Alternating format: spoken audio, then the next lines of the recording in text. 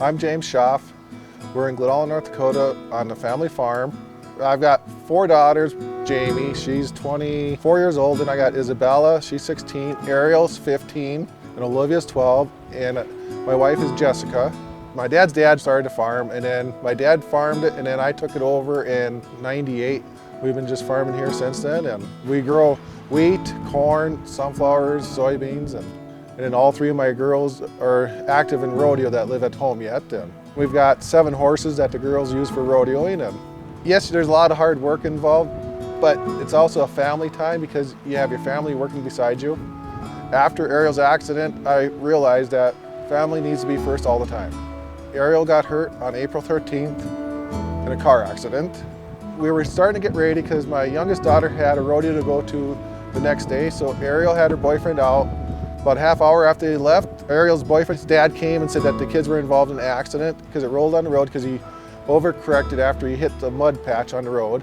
She was laying in a ditch, and the first thing I asked was if she was alive, and they said yes, but she was in really bad shape.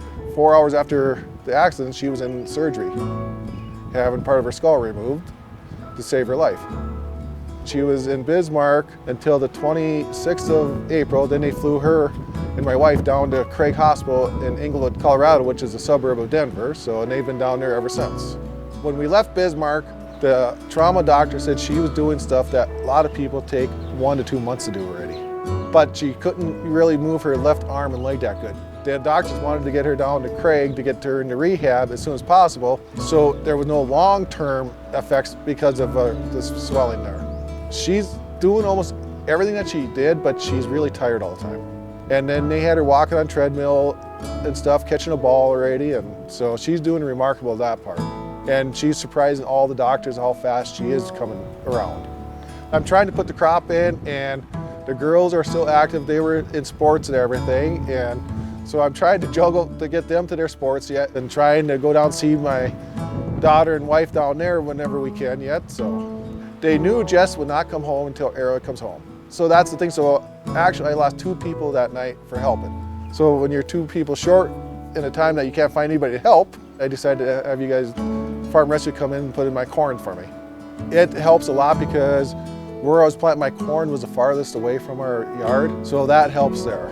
I've known about it because I've seen it on advertised a lot and everything. And I knew they helped another gentleman around here a few years ago that had a heart attack. So I just figured, well, I'll apply for it, and then I put it in, and then they said, they talked to the board, and they said, the only thing is it'd be towards the end of the crop insurance deadline to plant it. I go, I don't care. It doesn't matter to me as long as I can get it in close to that 25th deadline, which we should, because they're down to about 180 or 200 acres of plant yet. They've been really nice. This last group that are here now, I haven't had much time to meet those other gentlemen, except on the phone. Where the last crew last week, we visited a lot and we drove around, and then we had lunch a few times together because that one day it rained, so we were at the farm more. So that group I learned a lot, and they were from Iowa, most of them. And I knew it was volunteers, but I didn't know where they all came from. Yes, it helps. If you needed to spend time with your family, ask for the help, because your family needs your support too. Thank you for taking time out to help, because people that you're helping really appreciate it.